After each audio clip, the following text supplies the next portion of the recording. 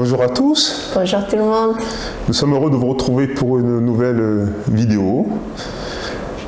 Nous avons choisi un thème aujourd'hui qui relève de la relation à l'autre et en particulier donc les relations conflictuelles. Voilà. Donc c'est un sujet qui est assez large. Nous allons essayer de l'aborder assez rapidement avec des conseils précis. Première chose, la relation à l'autre signifie qu'il y a un lien avec autrui. Et ce lien-là, c'est la première chose à considérer. Ce lien, est-ce que c'est un lien par rapport à un proche, un membre de la famille, une relation de travail, un étranger? Parce qu'en fait, de la nature de ce lien va dépendre un peu de notre comportement. Est-ce que c'est un lien qu'on veut maintenir, un lien qui est important pour nous, ou est-ce que c'est un lien finalement qui n'a pas tant d'importance? Si nous sommes dans le cadre d'une relation avec un lien important, la relation conflictuelle, les difficultés relationnelles vont avoir une intensité particulière avec des réactions émotionnelles particulières. Et c'est là qu'il va falloir s'installer dans un cadre de paix, de détente et regarder l'autre avec ouverture, avec bienveillance et surtout accepter l'autre tel qu'il est et non pas tel qu'on voudrait qu'il soit. Regarder avec sa réalité. Pourquoi? Parce que chacun a sa vision propre liée à son histoire, à son passé, à ses croyances, à son expérience, à son vécu. Et chacun donc est dans sa position, chacun pense être dans la vérité de la chose. Donc autrement dit, dans une relation conflictuelle, l'idée c'est de se mettre de garder le lien, d'être à l'écoute de l'autre, dans une écoute bienveillante, chercher à comprendre l'autre, chercher à ce que l'autre nous comprenne aussi. Et ensuite, identifier les besoins réciproques, si c'est une question de besoin, une question de positionnement par rapport à l'autre. Et après, chercher des solutions communes. Voilà. Donc, c'est une approche qui va nécessiter le calme, le maintien de la relation et l'échange avec l'autre. Le cadre dans lequel cette relation s'inscrit, c'est un cadre plus général, plus vaste, qui est un cadre d'amour. Et pour ce cadre-là, je vais laisser la parole à Ira, qui va nous éclairer.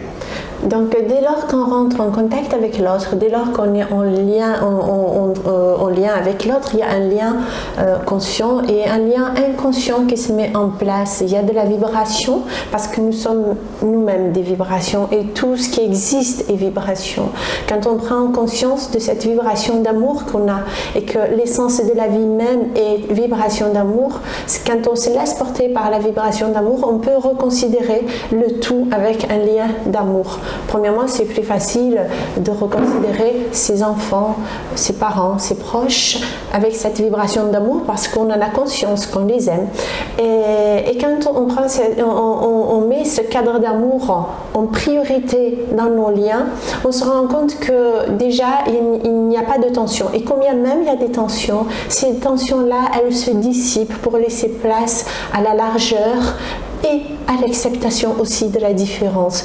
Le lien de vibration qu'on met en place à travers des méditations, à travers un travail sur soi, que d'incarner ce lien et cette vibration d'amour est très très important pour nous et pour les gens qui sont autour de nous et pour notre entourage. Donc on va considérer les membres de sa famille avec ce lien d'amour.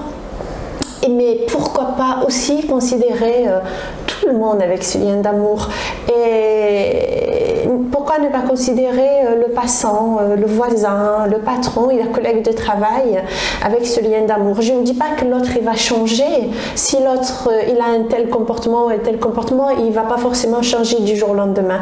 Mais si je n'alimente pas ses tensions à lui, son ressenti à lui vis-à-vis de moi, et en revanche je renvoie toujours de la lumière, forcément tôt ou tard il va changer d'avis pour lui aussi venir dans cette vibration d'amour. Pourquoi?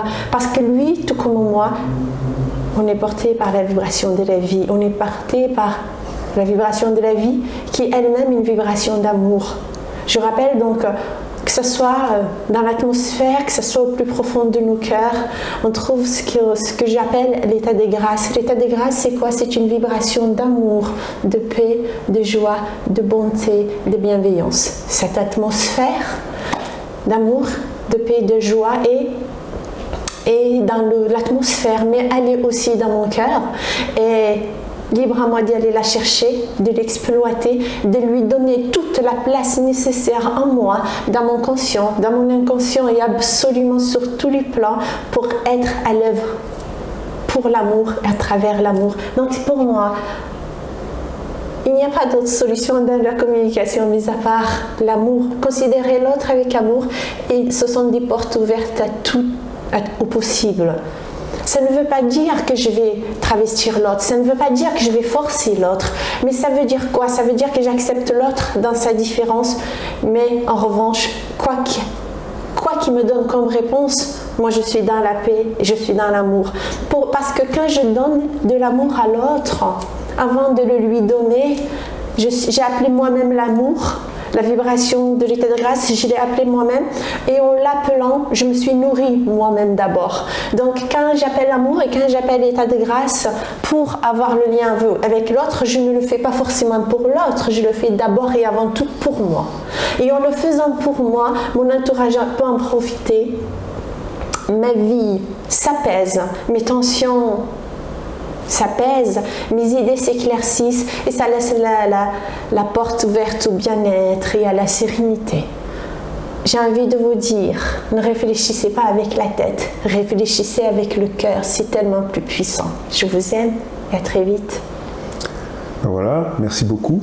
Donc, on peut retenir qu'en fait, toutes ces solutions psychologiques sont absorbées par l'amour, et c'est l'amour finalement qui résout tout.